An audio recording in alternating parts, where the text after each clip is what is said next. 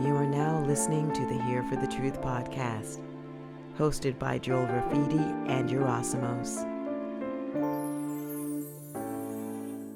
All right, everybody, welcome to episode 77 of Here for the Truth podcast. We have an incredible guest, as always, for you today, Kerry McDonald. Kerry is a senior education fellow at FEE and host of the weekly Liberated podcast.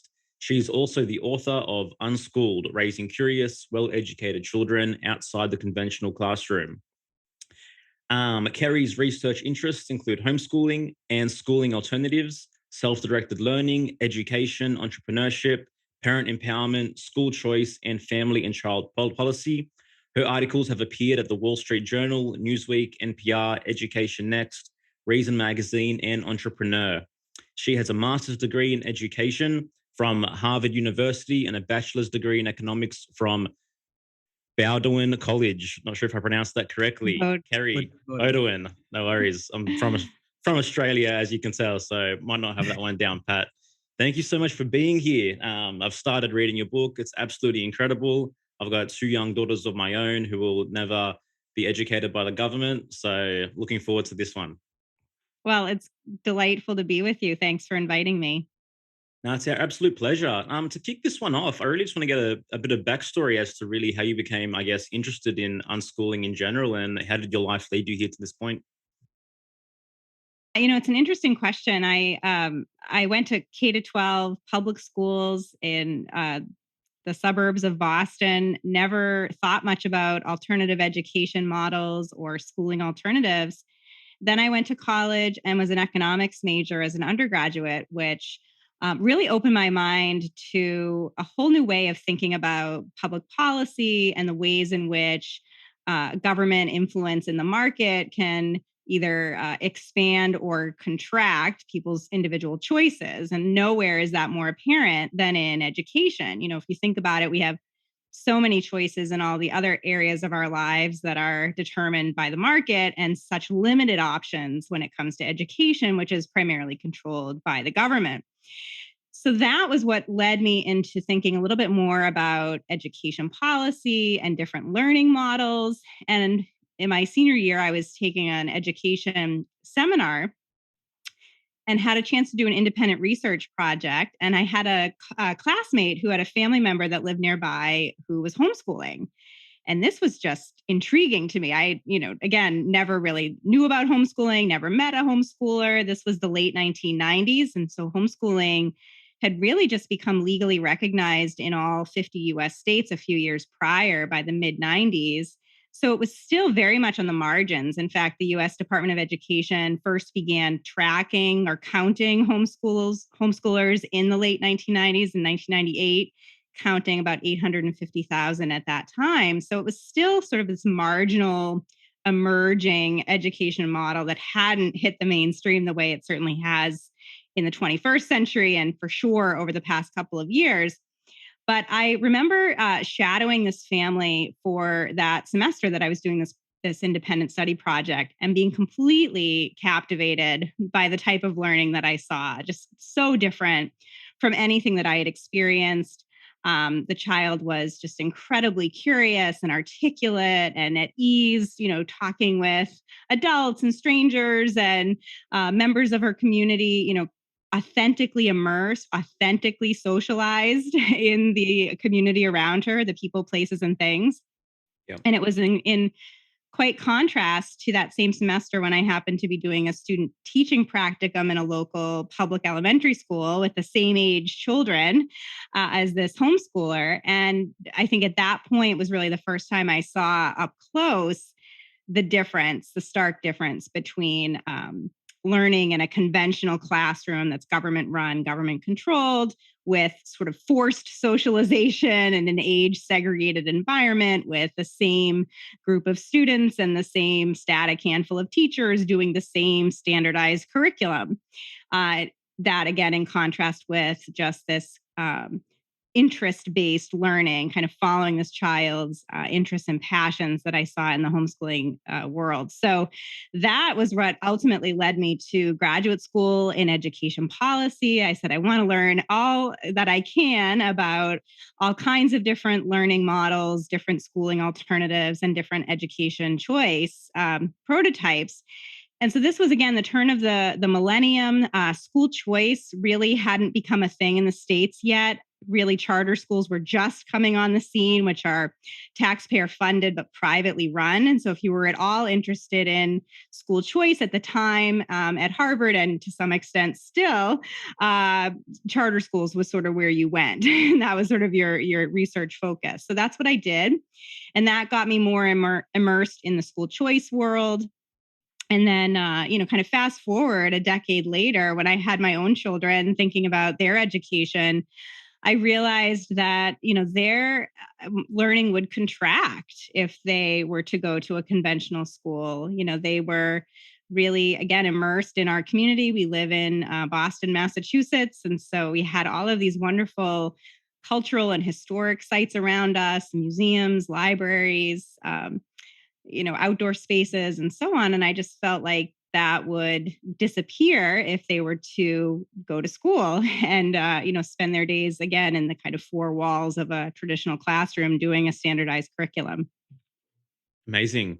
What really blew me away in your book was this definition of socialization, which I'd never heard before, which was to place under government or group ownership or control.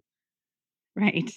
Right. So if you look at the dictionary definition of socialize, because of course this is the first question that homeschoolers get. Yeah. And I do have to admit, honestly, when I walked into that family's home to shadow them for that semester, that was my first question. I think it's sort of the knee-jerk question that we all say, well, we can't imagine that you could actually become a social human being without schooling, even though schooling is a relatively recent social construct. And certainly mandatory schooling, compulsory schooling is very recent, really dating back to the mid-19th century in the US and around the world. So, but, I was guilty of the same thing. And I think when we look at the actual definition of socialize, it is to bring under government control. And what I think most people are asking when they're asking that question of homeschoolers is, are you social? And certainly one of the secondary definitions of socialize is, are you learning the kind of social customs of your culture, which again, you're better apt and better able to do when you are immersed in the people, places, and things of your culture, rather than spending the formative years of your childhood and adolescence in a very kind of artificial cultural environment. I'm curious your thoughts as to why this shift, you said the mid 1800s in the US for compulsory schooling and moving towards this more homogenized version of education. Why did it come about? Like, what are your thoughts on that?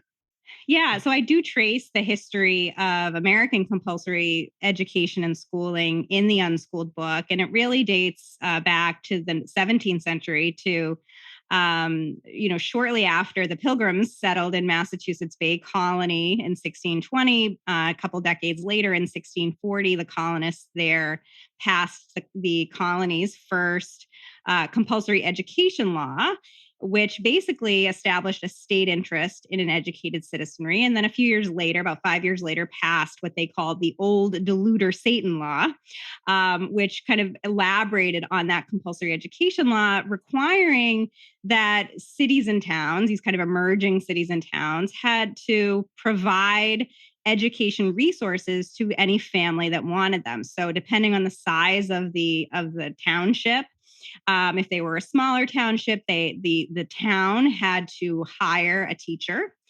And if there was a larger town, they had to open and operate a grammar school. So the compulsion in those early compulsory education laws were on the municipality to provide educational resources to any families that wanted them. The compulsion was not on citizens to take advantage of those resources. And in fact, most, wouldn't. They would be gravitating toward homeschooling, which was sort of the default at the time. The expectation was families were the ones who were ultimately in charge of ensuring that their children were highly educated.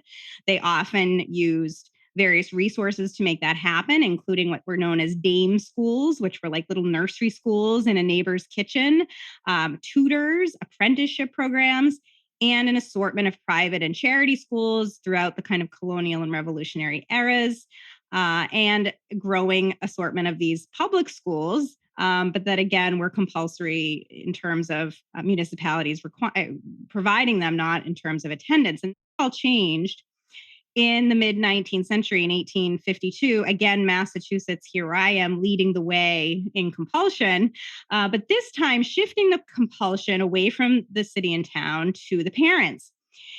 And there was a lot going on in the US in the early to mid 19th century that I think added to the push for compulsory schooling.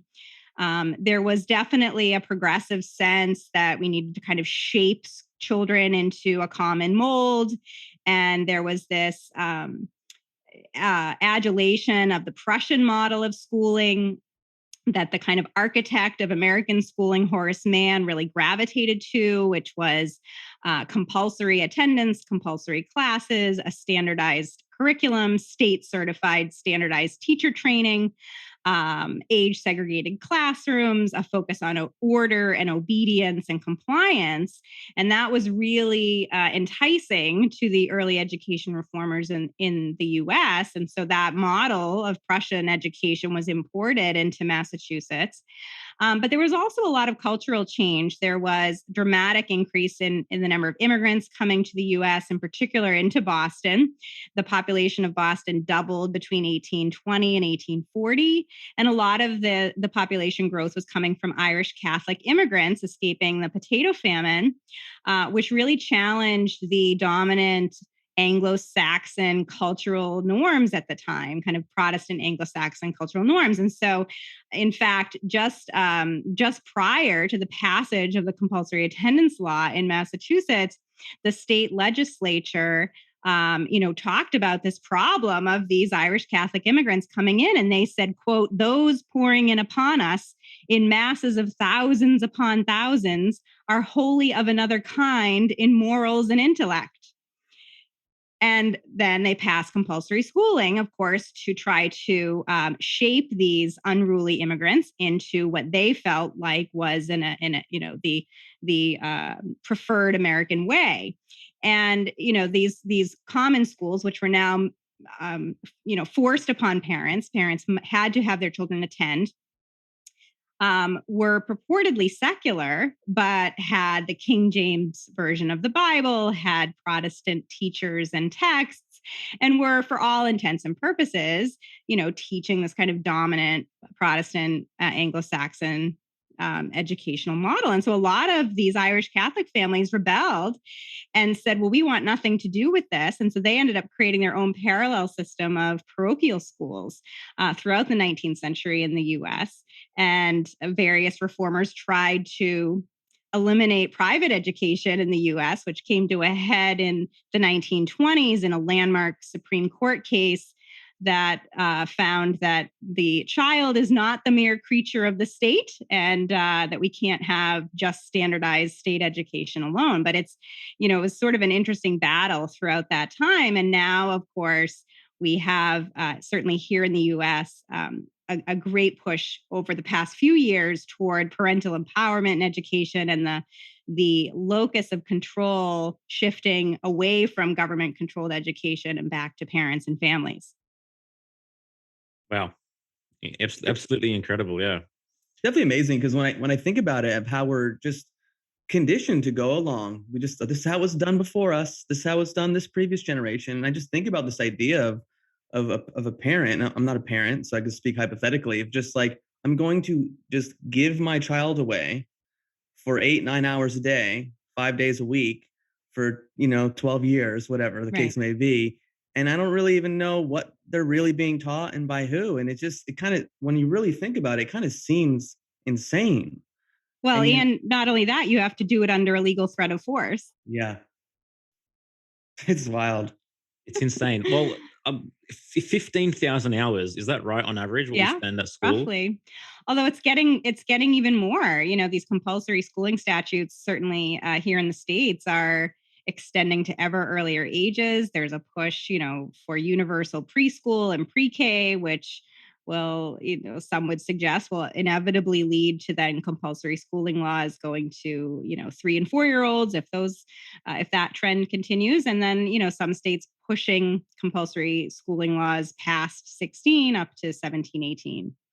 It's absolutely insane to think that our minds are molded for such crucial formative years for such an extended period of time by, I mean, ultimately teachers who are, I guess, following someone else's orders as well at the end of the day. Um, Sorry, I just lost my train of thought for a second there. Well, I'll interject there because I think Sure. it's a sort of a funny story too. There have been some states that have succeeded in pushing up the compulsory education or compulsory schooling ceiling to 18 from 16. And one state was Oregon had succeeded in doing that while at the same time pushing to lower the voting age from 18 to 16. So basically arguing that, no, we have to compel students to stay in a compulsory schooling environment until they're 18 because, then they're adults, but then also pushing to lower the voting age from 18 to 16 to get presumably more of these voters that they think would vote for their particular side. And it just kind of shows the hypocrisy. That has nothing to do with, Yeah. Youth empowerment and everything to do with politics. Yeah. It's ridiculous. Yeah. With the last few years and everything that's been going on, and obviously a lot of people, wanting to take back control in terms of, how their children are raised, and how they're educated. Have you seen a lot of pushback, from the state, like, oh, we can't have all these people creating their own little homeschooling pods and unschooling, and like what's kind of the climate right now around it?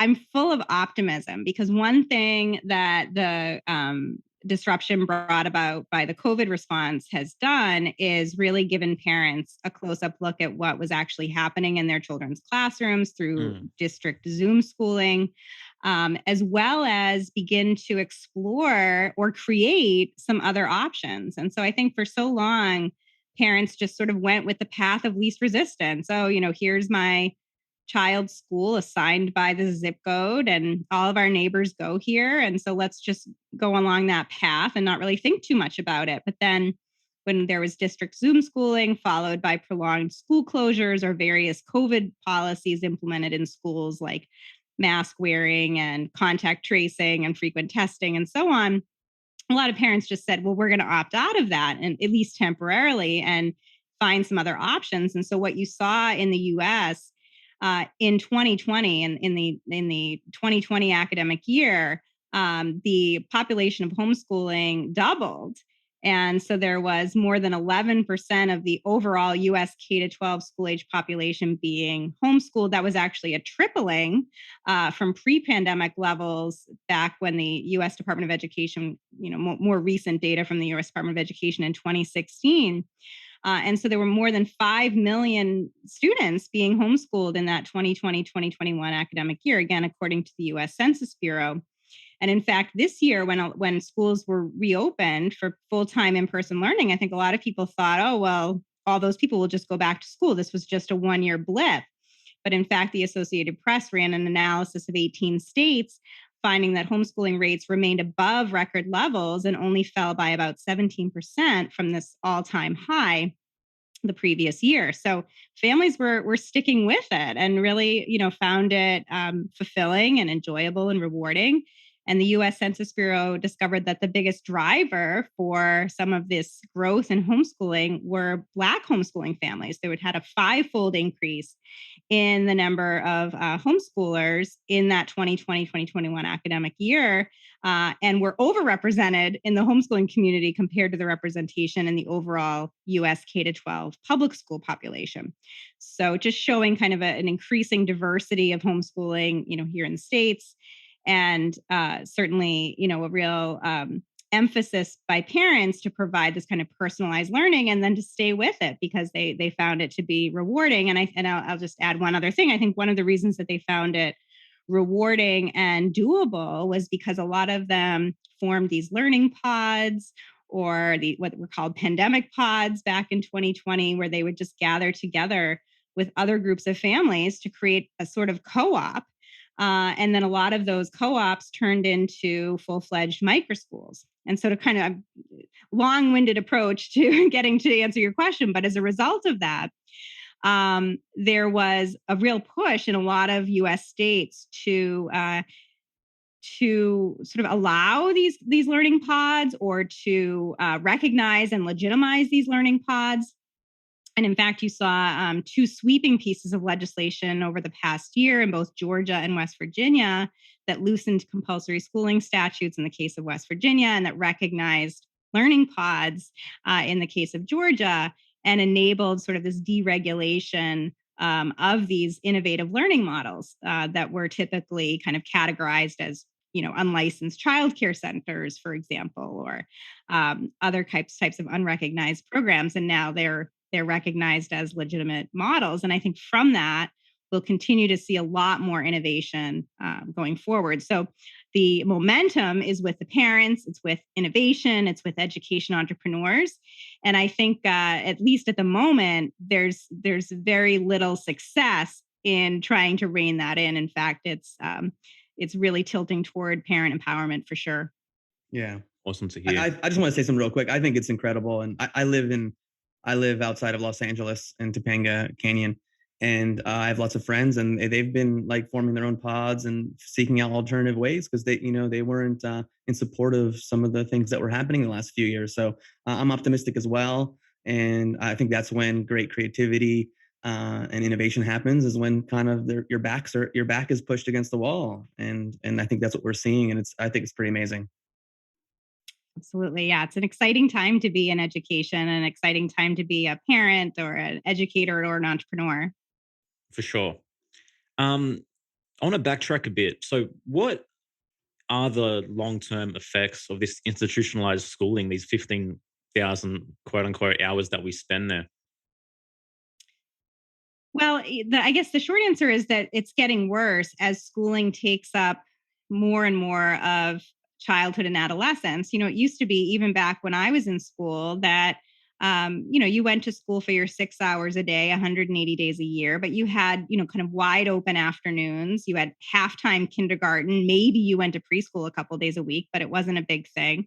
And you had kind of wide open summers. And now every moment of most children's day in early childhood on through adolescence is spent in these structured, supervised, adult-run activities or school-like programs. So, whether it's during the day in kind of formal academics, or after school with, adult-led sports programs or extracurricular activities, or these other kinds of structured structured programs that are often academic. In fact, even in adolescence, you see in the US, teen labor force participation, particularly in after-school jobs, at an all-time low.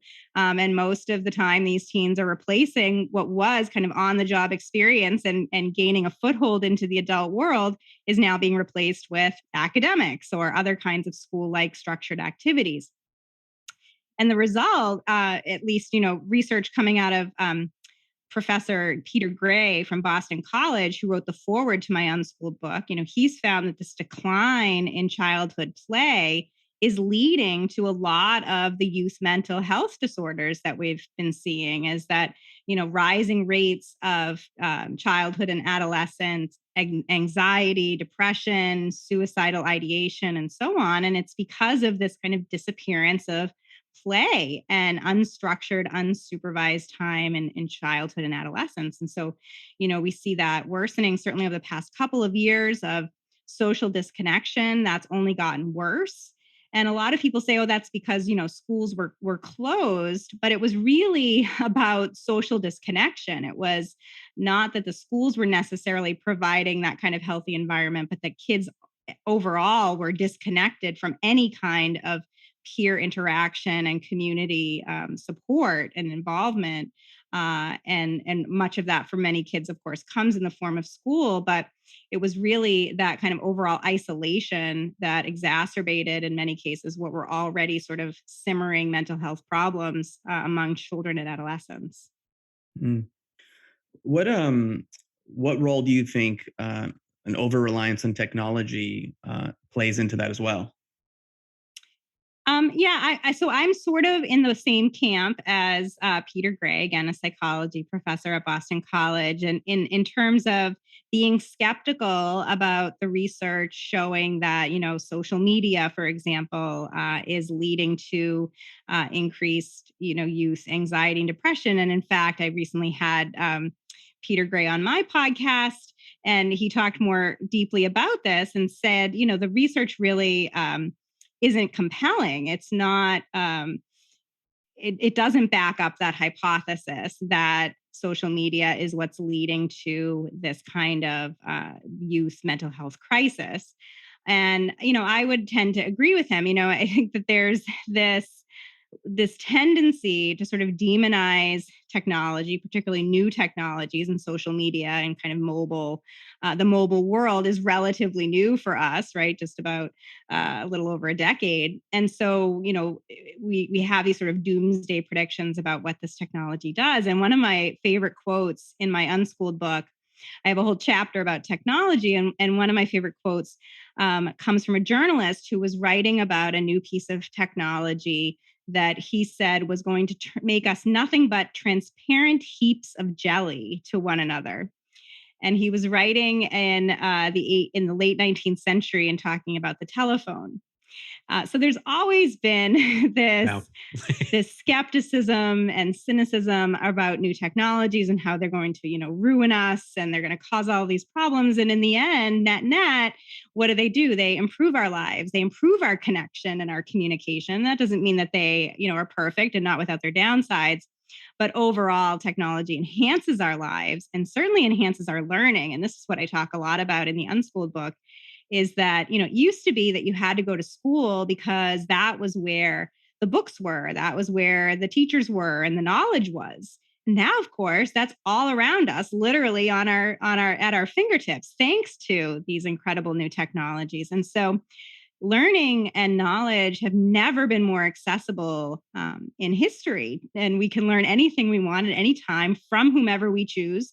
And we can be, more diligent in deciding who we want to learn from and what we want to learn and in the ways in which we learn than we ever were before. And so I think just given that kind of global educational environment that we have now and all of the resources that we have available to us, many of which are free or low cost, it just makes this kind of 19th century industrial model of schooling all the more outdated and obsolete. Yeah, I absolutely agree. And personally, I'm someone who I guess resisted school a lot while I was in the system and resisted education. In fact, I would even say school made me resent learning to some extent. But once you come out of that and finally realize you have the opportunity to learn the things that you're actually interested about, and I have these incredible tools at my disposal, such as social media, the internet, to self-direct my education. There's so much more joy in pursuing a path that's authentically yours and that's authentically a result of who you are as an individual. And I love this quote that you had in your book as well by Henry David Thoreau. What does education often do? It makes a straight cut ditch of a free meandering brook. And I just thought that was absolutely beautiful. And it's kind of sad to think about how much individual expression has been diminished because of these systems and how much creative potential we haven't seen because of what the schooling system has done in general. So let's get on to, I guess, the second part of this is what is unschooling? Yeah, well, if I can just comment on your previous point, because Please. I think that you make a good point there that I don't want to lose, and that is that if we think about the learning needs of the 21st century, again, with all of this global connectivity and learning resources all around us, we have to think about kind of the economic and social realities of our time. And right now, we're spending more and more of our time coexisting with and competing with robots and artificial intelligence.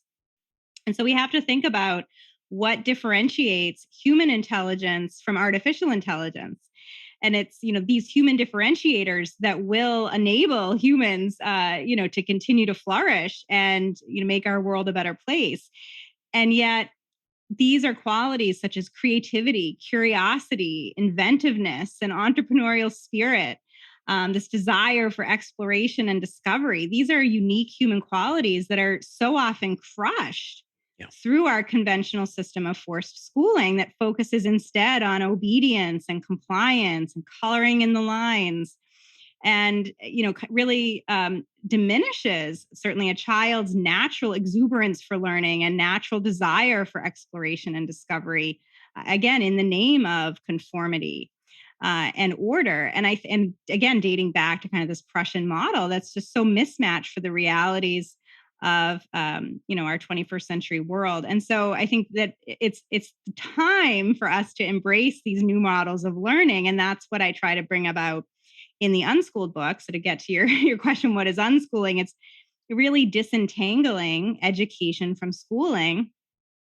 including what we would think of as school at home versions of homeschooling or other kinds of conventional learning models that kind of rely on this sort of top-down established curriculum of this is the set content that you need to learn at this particular time in this particular way with this particular assessment method. Yeah. And it's basically saying, that again, we don't need to kind of continue to replicate that model in this new world.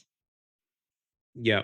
So it's almost like there's a distinct difference between what we say homeschooling is and unschooling is. For example, like we're not even bringing the education system or curriculums and subject outcome based learning into the home.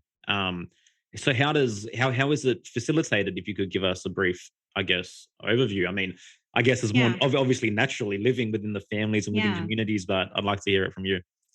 So unschooling is really practiced in two forms. It can be a method of homeschooling where you're not replicating school at home. You're not focusing on a set curriculum and kind of what we would think of as the expectations and kind of ways about going about education that would happen in any kind of conventional schooling environment. It's much more emergent learning, focused on a child's interests, and then connecting them with available resources, both in person community resources as well as online resources and various teachers and mentors and peers around them. So that's one method, is kind of a version of homeschooling. But the other method that I spend a lot of time in the book going through are these education entrepreneurs that have been building either self-directed learning centers or what we term sort of unschooling schools, like the Sudbury model of education that's modeled after the Sudbury Valley School in Framingham, Massachusetts, that was founded in 1968, and that over the past 50 plus years has spawned dozens of similar Sudbury models around the world. And the Sudbury Valley School was modeled really after the Summerhill School in England, dating back to 1920, which was created by A.S. Neal, who I think really kind of catapulted the modern homeschooling movement and the kind of modern self-directed school movement, unschooling school movement, with his book, Summerhill, that he published in the 1960s. And that really sort of prompted a lot of people who were thinking about a different way of learning and living to explore something different. And so really unschooling, whether it's as, again, a form of homeschooling that would be practiced in your home or throughout your community, or it's in one of these self-directed learning centers or unschooling schools where kids could be learning 5 days a week if they wanted to in one of these places. The key features are non-coercive, self-directed learning. So there's no forced curriculum. There could be classes that are offered, but they're not required. That there is this belief that, children are people and that they will learn and discover the world around them in much the same way that we adults do. If we want to learn how to do something, especially now, we don't necessarily sign up for an adult education class and see if the teacher is who we want to learn from and go pay our money to do that. What do? We go on YouTube, or, we read or listen to a book, or we find a podcast, or there's all these ways in which we discover knowledge or pursue our interests and passions. And it's just this recognition that our children learn in much the same way, and that we can provide that opportunity for them to do that. It's really about preserving that natural childhood curiosity and exuberance that all young children exude, but that's often diminished as they go through their years of coercive schooling. And then if we're lucky, as adults, we may regain, right? I mean, I remember loving to read until reading in later in elementary school became this very unpleasant thing. We were told, don't read ahead, and told exactly what to read, and had to go kind of nitpicky through our sentences, and lost sort of the love of reading. And thankfully I rediscovered my love of reading in early adulthood. But you can imagine that not happening for some people, because their forced schooling experience could really crush all of that curiosity and drive for learning. And so I think it's just unschooling is really just a way of making sure that we're not crushing those qualities, and we're cultivating this love of learning and discovery. Yeah. And I guess there would be, like, on the flip side of that, a belief on some level that, oh, if we just left them to learn by themselves, we're going to have like chaos and homelessness and, unruly undiscipline and stuff like that. Like, what's your response to that? Well, I think everyone's living in a community, right? And so there's adults around them, whether again that's in your home and throughout your community as a method of homeschooling, or if it's in one of these learning centers or unschooling schools, there are community expectations. And so one of the key messages, and this was actually back to A.S. Neal and his book Summerhill, and what he imposed in his school Summerhill, that again still exists today, now over a century later, was this idea of freedom, not license. So it's freedom with responsibility, that my freedom can't negatively impact your freedom, that we have certain community responsibilities to one another. And that could differ depending on the environment and the home or the unschooling center or school.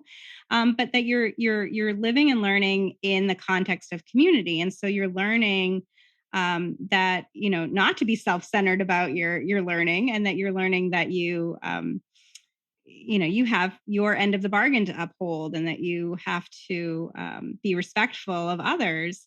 And then I think this idea, oh, well, kids will never learn anything, is really a testament to, I think, our schooled mindset, right? Because kids are burning to learn. If you look at a young young child, what are they doing all the time? Why? They're always asking questions. They're driven to learn and discover. And we, again, turn that off through a system of forced schooling that, teaches kids obedience over originality and conformity over compliance. And, you have to do things this way. You have to follow instructions in this way. And it's only gotten worse. I will say that certainly here in the United States, there has been a push to teach reading to ever younger ages of children. In fact, there was a survey done through professors at the University of Virginia, and they found that in 1998, only 31% of teachers surveyed thought that children should be reading by the end of kindergarten. Just 12 years later, by 2010, that number was 80%. And it wasn't just the teachers' expectations that had changed, it was the curriculum directives. It was Common Core that was introduced in the United States. It was this push towards standardized learning and pushing reading and academic expectations for children down to ever younger ages, when previously kindergarten was just for play and just for being social with other kids. And now all of a sudden 5-year-olds are expected to read. And if they're not reading, oh, well, now they're diagnosed with a reading delay or a reading disability, or they're not sitting still to listen to the teacher and do this academic work. So they must have attention deficit hyperactivity disorder, and there's a drug for that. And so we'll put them on these hefty psychotropic drugs.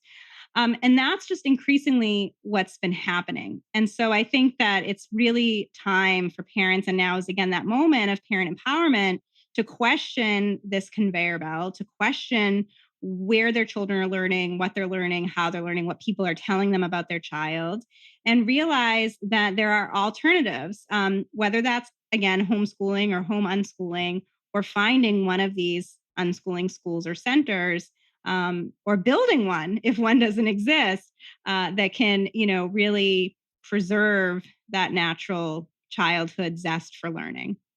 It's pretty amazing, because I'm trying to think about when I was younger, and I was always a curious child, and I was fortunate enough that I was able to go through schooling because I had the ability to memorize and regurgitate. It was something that got me through Right. conventional schooling, whereas other people who maybe that's not their primary skill, they have a more difficult time.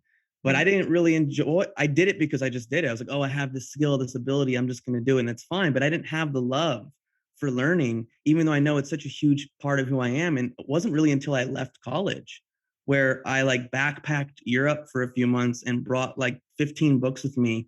And all I did, and it makes me think of how learning was done in the old days, it was Right. travel, go to museums or go to see things, be with my thoughts, ask questions, read books, contemplate, Right. introspection. And my love of learning really began when I left college. And since then, I've just been learning everything that I can and all the stuff that inspires me, that like lights me up. And to think if I was in a model, now again, I love my life and I have no regrets, but also at the same time, like at age 4, 5, 6, to be nurtured in this manner, what kind of human beings, what kind of adults will we be creating? And I'm Right. so excited to see that, to see like the next few generations of, like you said, 11% now, I guess, are being homeschooled or unschooled, and to see what's going to happen in 10, 15 years. It's really cool.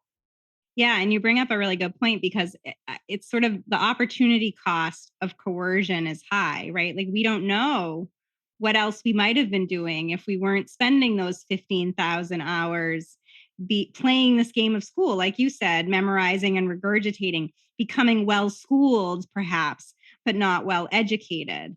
What else could we have been learning, doing, inventing, pursuing during those 15,000 hours? And yeah, how can we give that to our children so that they are not wasting their time and that they are really figuring out who they are, what their full potential is, what their gifts and talents are, and then given the freedom to pursue that. Yeah, exciting. It is really exciting, man. Like I've never been more excited about learning. Like it's only in the last couple of years I've really stepped into what entrepreneurship is, and it's such a beautiful thing it's free and liberating to recognize that you can create a vocation out of something that you're literally interested in and inspires you. And life doesn't have to be this segmented reality where you go and do one thing you hate, for 7, 8 hours a day, then come back and live another life. It can be integrated. So yeah, I think it's beautiful for sure. Yeah, and Obviously schooling diminishes entrepreneurial potential as well. I mean, it does. And there's empirical research to kind of back that up too. There was a study of grown unschoolers conducted by Peter Gray, who I mentioned, and his colleague Gina Riley from Hunter College. And they discovered that in their survey of grown unschoolers, that more than 50% of them were working as entrepreneurs. Surprise, surprise, in fields that were connected to interests they developed in childhood or adolescence, because of course they had that freedom to figure out what they were good at, what they were passionate about, and build that into a career. And similar survey findings come out of the Sudbury Valley School that I mentioned earlier about the high level of entrepreneurship coming from those alumni as well.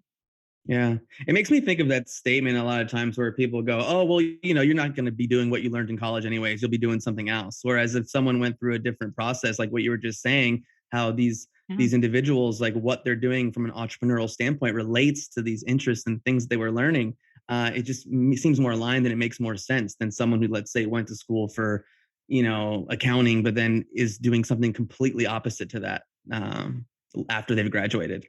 Yeah, or not happy with what they're doing, right? Because Yeah. they've been on this conveyor belt of societal expectations since preschool, that they have to kind of move forward, play this game of school, memorize and regurgitate whether or not they're learning anything, and then go to college because that's what everybody says that you have to do, and then go into this career that you may or may not like to pay off the loans from that college, and it's, if we really stop and challenge that or question that pathway and recognize that there could be other ways of living and learning, other pathways to adulthood, it opens up a whole world of possibilities.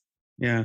And that's another thing, like the debt that people go into to go to school, to go to college. Like maybe they want to do something else after college, but because of the high debt, they're like, well, I'm going to Right. go be a banker. I'm going to go do this, do that. and then they get kind of caught in that hamster wheel. Exactly. And then 10, 15, 20 years go by, they have more responsibilities. Like, well, what do I do now? I'm not living my passion. I don't feel aligned. I'm not happy. Now what? Right. Yeah. Right. Even if you look at this in conjunction with, the whole study of self-esteem, for example, like Nathaniel Brandon's definition of self-esteem is the competence to deal with the basic challenges of life, right? So what level of self-esteem do you think people that are coming out of institutionalized education actually have to make Yeah. different choices based on their own interests? They're not learning how to deal with the basic challenges of life.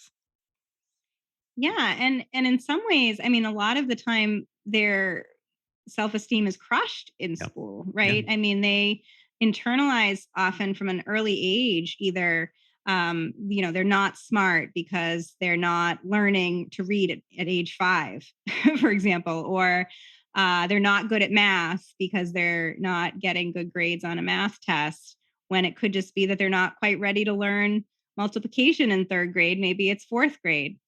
But that curriculum doesn't allow for that kind of flexibility, or they learn, I'm not athletic, or I'm not a musical, or any of these things. And then if they're lucky, as we were just talking about in adulthood, they may overcome some of those messages and really discover who they are, and that it had nothing to do with how they acted in school. But I think for so many people, they internalize these messages that are very often false and harmful, and they never do kind of reach their full potential and discover their passions. Yeah. And it's like we trust our kids as newborns from like 0 to 3 to learn everything they need to learn. You know what I mean? And let that process unfold naturally. And then all of a sudden we think we need to hijack that entire process, but that's when they turn 4 or 5 and put them into some kind of institution. It's crazy. Yeah. Yeah. And again, an institution that's becoming increasingly rigid and has these expectations for childhood that are in no way reflective of natural childhood development. Yeah. And I mean, there would have to be a correlation between, I guess, midlife crisis as well, right? Yeah. Perhaps. That's Yeah. what that's what I was saying before about, like, you just kind Yeah. of go along, you do the thing that, oh, well, my parents did this, and this is what everyone else is doing, and let me just keep doing it until you get to that place, whatever the age is, and you're like, who am I? And this is where I would again put a plug in, no pun intended, for technology, because I think, again, Yeah. technology exposes us in adulthood to all these other possibilities, other interests we may have, communities of people that we otherwise wouldn't connect with, and hopefully helps us to pursue our knowledge, or, pursue interests and learn various skills in ways that we might not have been able to even just a couple of decades ago.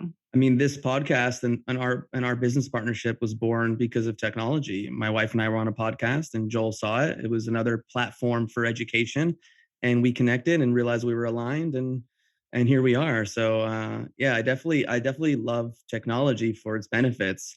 I guess for me, sometimes when I think about my childhood and running around and playing and being outside and riding the bike and that whole thing, versus like, well, now I'm on a device and I'm playing games, or I'm doing this, as opposed to really connecting and being tactile with another child, when I'm young. I think that's where that's where it can be a little tricky, in my opinion. Well, and a lot of that is cultural too. And this is based on, research, I think, of Lenore Skenazy and her book, Free Range Kids, and some of the work that she does at her organization called Let Grow, which is, tracing the ways in which our culture has changed childhood. You're not allowed now to be a young child outside unsupervised in your neighborhood, because that's unsafe, and your family could have the police or authorities called on them if that were to happen. And that's a huge sea change,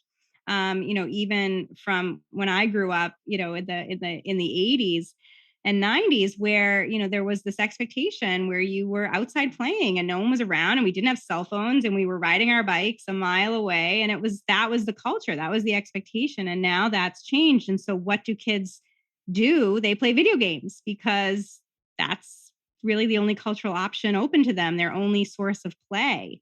And so, if it's not the technology's fault, it's not the video games that are doing it, it's the ways in which our culture has changed to to really alter childhood.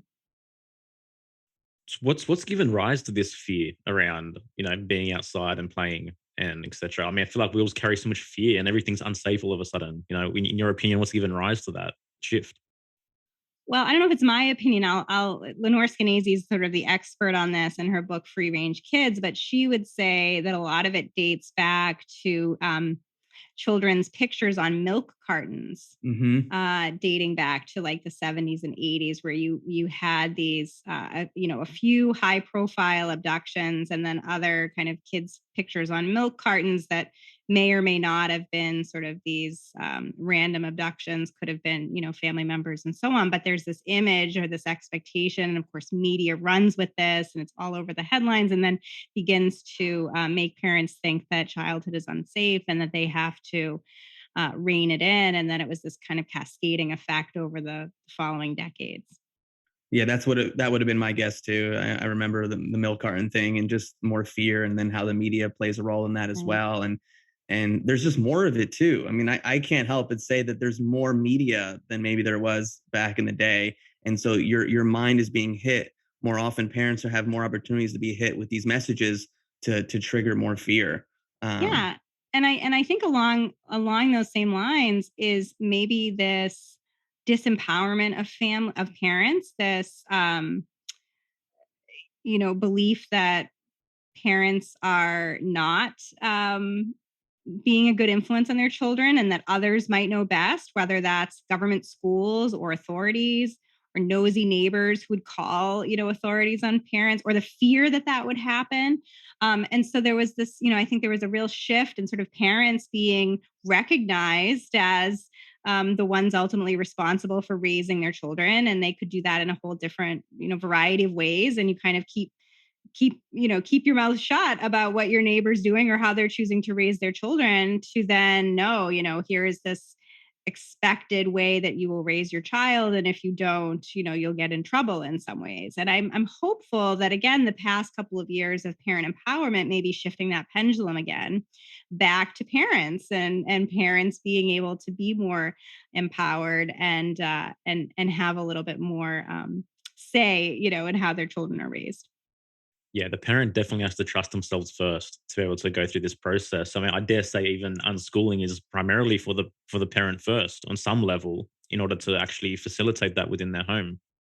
Again, if it's a version of homeschooling, but a lot of the times this is happening in either a self-directed learning center that children might attend part-time or full-time, or in a 5-day-a-week unschooling school like the Sudbury model. Because I think the key with unschooling that differentiates it from homeschooling, for sure, if it's a method of homeschooling, is that it really is about the children and not about the parent. And that's actually why a lot of these learning centers and schools are so helpful for facilitating unschooling, because it does, especially as the kids get older, it does sort of allow the children to have their own lives and their own identities outside of the home. Yeah.